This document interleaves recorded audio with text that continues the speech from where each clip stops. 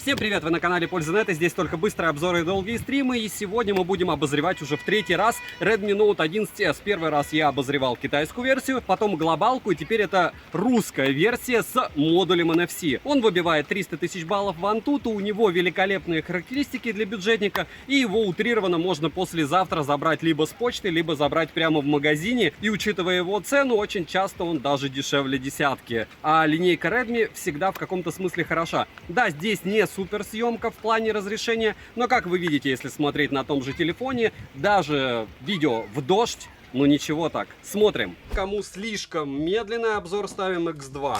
Сегодня уже третий подряд, наверное, ну не подряд, ладно, с каким-то расстоянием обзор на Xiaomi Redmi Note 11s. В чем его отличие от прошлых моделей тоже 11s? Тем, что здесь есть NFC.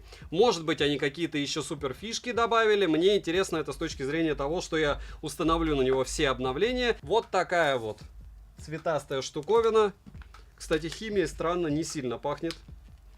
Удивительно, но факт. Напоминаю, что это глобалка, то есть то, что здесь NFC, вы сможете установить MirPay и оплачивать. Понятно, кто-то оплачивает QR-кодами, кто-то по старинке, как я, MirPay. Вот эту вот штуку, скорее всего, вы будете отрывать. Это у нас заглушка для Type-C-шного входа и мини-джек в наличии, инфракрасный порт в наличии, чехол. Топит камеру довольно неплохо. Фронталка крупная посерединке, люблю я сбоку. И довольно большой подбородок, но не огромный. По зарядке все стандартно. 33 ватта.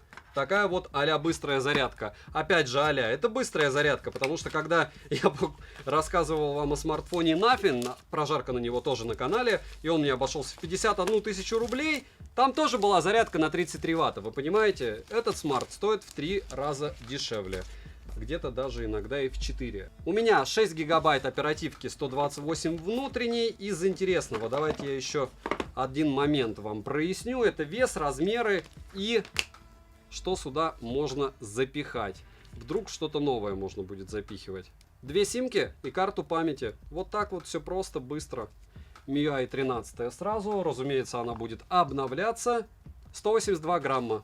Welcome. Размер 160 миллиметров на 73 миллиметра. В толщину вместе с блоком камер 11,3 миллиметра. Посмотрим, как это дело они допилили. Смотрим.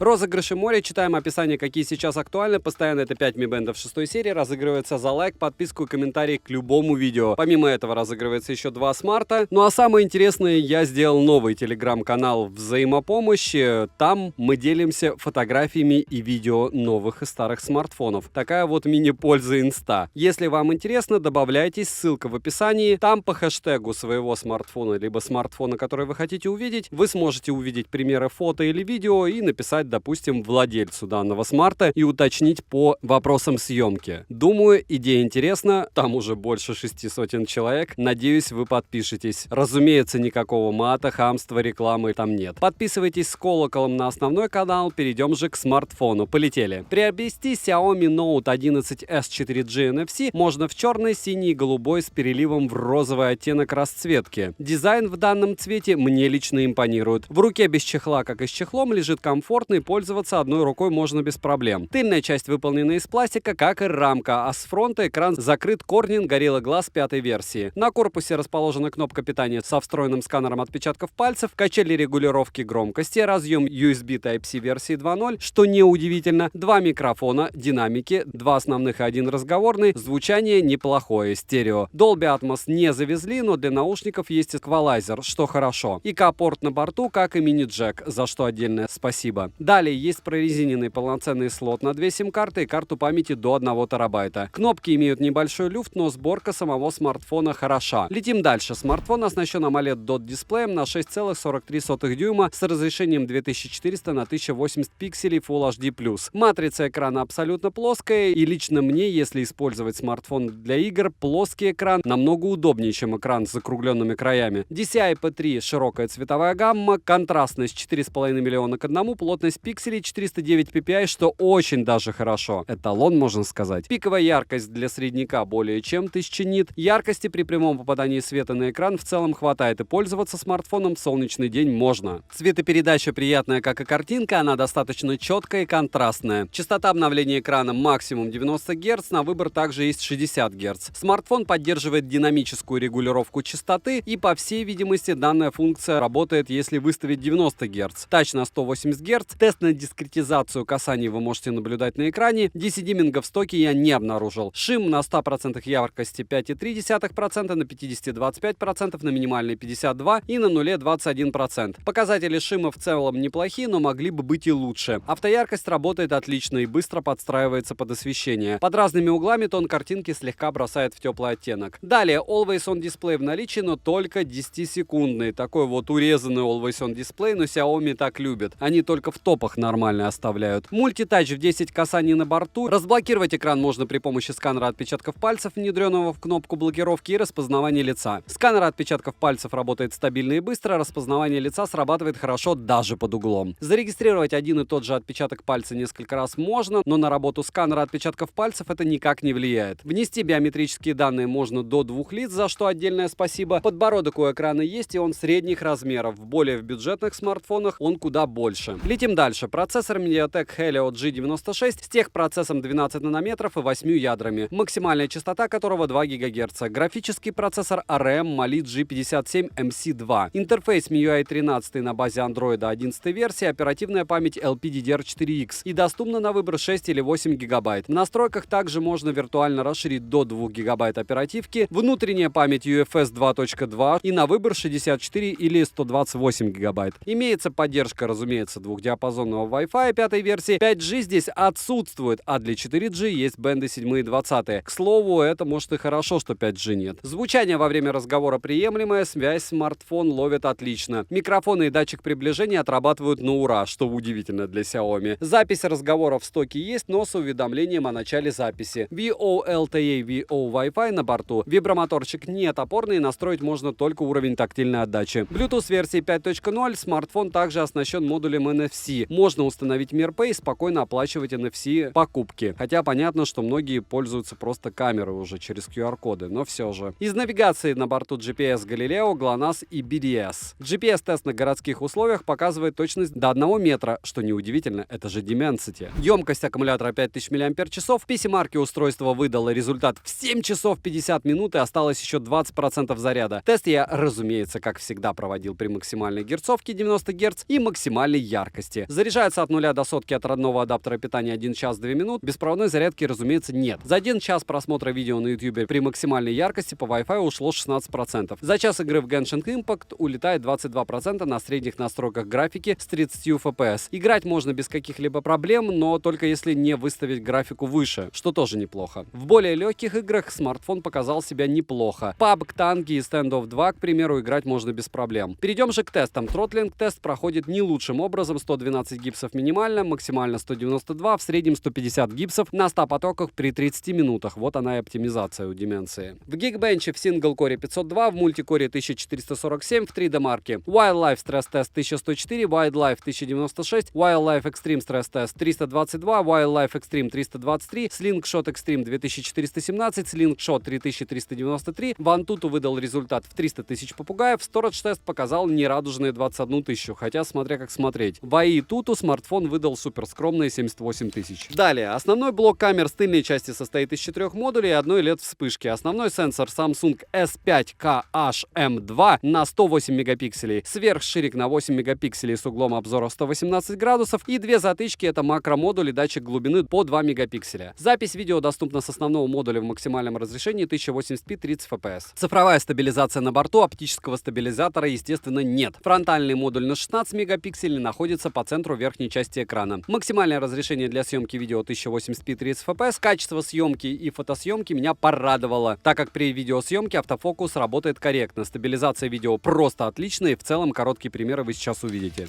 Максимум 1080p 30 fps, но ни фризов, ничего такого нет. Правда, и на небе и тучи нет, поэтому и нечего снимать. 1080p 30 fps, ультраширик, и это 11S от Redmi. Помним, что это бюджетник. Чуть-чуть подтормаживает картинка, так же как и в китайской версии. Но в целом неплохо. То же самое на 1080p 30 fps на основную камеру. Здесь почему-то подтормаживает сильнее. И еще одна локация X2. Ну-ка. Получается X6. Мыло. Один из лучших сценариев для фронталки. Вечер и камера с роллинг-шаттером. Пример ночной съемки. Как вы видите, видеосъемка никакая. И поэтому портить ролик вот этим вот одним сплошным шумом смысла нет. Но опять же, если что-то нормально подсветить, может быть, можно что-то нормально вытянуть отсюда. Но я бы не стал. Примеров съемки в двух роликах на 11S более чем достаточно. Я скину вам в описании. Сильно ничего от ночного не поменялось. Как были шумы, так и остались. И это буквально 5 секунд ультраширика ночью. Ну вы поняли, да? Немного теста фронталки. Солнце на меня. Солнце позади. 1080p, 30 fps, фронталка. Еще немного съемки. Роллинг-шаттер. Разумеется, эгегей, йо-хо-хо какой. Фотографии можно делать одновременно. Да и в целом не худший вариант после Mi 12S Ultra. Хотя бы чуть-чуть видны облака. Слегка. Немного фронталки 11S. Снова. Но здесь хотя бы правильный желтый свет. Правильный. Ну, то, что вы видите, плюс-минус, я имею в реальности. И звук, вы сами слышите, как он пишет в чехле. И немного основной камеры. Пытается он, конечно, вытягивать. Чуть-чуть прыгает баланс белого. Но не так сильно. Для бюджетника более чем норм. Зато, смотрите, переходим в контровый свет. И норм. Ну а самое, наверное, приятное в этой камере, то, что ты достаешь ее из упаковки, начинаешь снимать, и пусть разрешение здесь не космос. Но, несмотря на дождь, никакого запотевания, в отличие от 12S Ultra, нет. К слову, другому блогеру я передал, у него произошла такая же история с моим же аппаратом. Я думал, что я его выпарил, как говорится, но нет. Он все еще потел. Уже не потеет, но, повторяюсь, 12S Ultra, $1000. Обзор можете посмотреть на канале. В тех же условиях камера потеет первые 3 дня. Дождь и ультраширик. И он видит облака, контуры которых не вижу я. То есть я вижу сплошное серое месиво. Он пытается что-то там вытягивать и создавать какой-то контраст. Для того, чтобы на картинке вы видели что-то приятнее. И это ультраширик. Та-дам! Очередной раз, чтобы никто не думал, что я пытаюсь хвалить данный девайс, есть такая тема, которую я пытаюсь все время, как-то называется, избегать. Это как у меня спрашивает один мой товарищ Саня. Но если ты живешь в России и тебе завтра нужен девайс, ну там 2 дня, и у тебя нет возможности этот бюджетник ждать месяц, 3 недели. Какие варианты? Ну вот welcome, то есть в этом случае. Потому что если брать Global, опять же, с версии NFC, я не знаю, где в Китае Global можно 11S приобрести. Там, конечно, будет вкуснее. Но вообще я не знаю, как буду формулировать в ролике, потому что после всех этих флагманов и субфлагманов у меня ощущение, что в руке у меня компакт. Но это не компакт вообще. Просто он уже тоньше, и поэтому кажется, что компакт. Гром, молния, основная камера, фронталка и гайка 1 на 1. Раз. Автофокус 2. Вот как хорошо, да? Когда все оптимизировано, пусть даже и небольшое разрешение. Ультраширик, про который меня все время спрашивают, как там с автофокусом. Я думаю, что все вопросы будут отпадать после вот такого теста. Смотрите характеристики всегда, друзья. А так, not bad.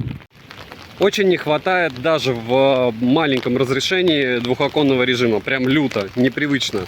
Минусы: нет 60 FPS для видеосъемки, что на основном модуле, что на фронтальном. Ну и плюс вы 100% запутались в нейминге, как и я. Цену можете посмотреть по ссылке в описании к видео. Если промокоды, смотрите в моем телеграм-канале, также по ссылке в прикрепленном комментарии. Напоминаю, что все, кто оставит комментарии, вам огромное спасибо, вы помогаете каналу. И для интереса подписывайтесь в пользу инсту, потому что мне пока то, что мы там выкладываем дружно, очень даже нравится. Можете хоть кружочки записывать. Так что считайте, у нас 4 телеграмма для активности. 1 скидок, 2 болталка, 3 новости и 4 это мини-инстаграм. Вот такое веселье. Плюс не забываем подписываться на лайв-канал и твич-канал. На твиче всегда можно услышать мои советы, если хотите узнать их лично. Я там часто тестирую устройства на автономность. Это, правда, не тестировал. Напишите в комментах, если надо, протестирую либо в Геншине, либо в Диабло. Резюмировать я бы хотел точно так же, как я говорил в примерах съемки. Если вам нужен девайс из разряда Infinix, который я не советую, который я разыгрываю, то, наверное, это лучший вариант. Почему? Потому что Xiaomi, Redmi, Realme версия Q, если вы найдете ее у дома, понятно, она будет чуть-чуть дороже, чем на Али.